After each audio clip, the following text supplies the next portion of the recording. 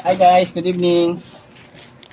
Itong sira ng motor ng Aerox B2 ay mababa yung minor niya. Pagka in-start mo siya, bigla siyang mamatay. Ngayon, ang kailangan niyang palitan ay spark plug. Ngayon, nagpalit na tayo ng spark plug. Medyo mahirap talaga siyang tanggalin. Kailangan may ganito kayong tools.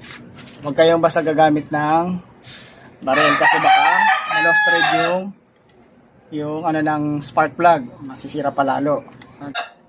Parang ganito kang gagamitin yung tools yan para sa spark plug kasi masyado siyang malalim. Yan. Yan.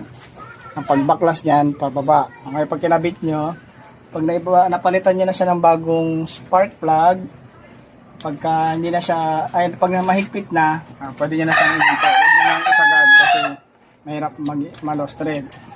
Ngayon, yung spark plug cap natin, dahil madumi, kasi tinesting kanina, palitang spark plug, kinabit to, ganun pa rin, bigla-biglang namamatay.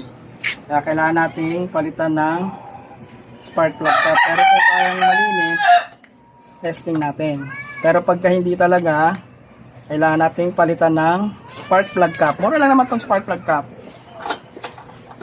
Nasa halagang 500 plus o halos 600. Kailangan na bibili yung spark plug cap yung sa Yamaha Lobe, yung resistorized. Hindi pwedeng basta spark plug cap lang. Kailangan resistorized siya. Kasi pwedeng masira ang ating makina. Aerox B2 po itong ginagawa natin ha. Bukan nating linisan kung hindi na siya magpupugak-pugak.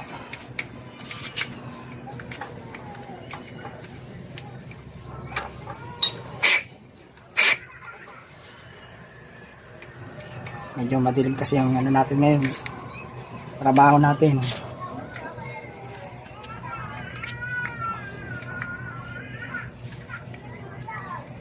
Hindi siya nakuha sa linis. Kailangan natin talaga magpalit ng spark plug cap.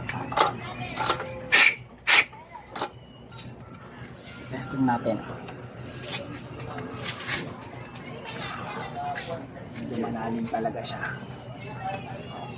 Kabit natin, testing natin ulit.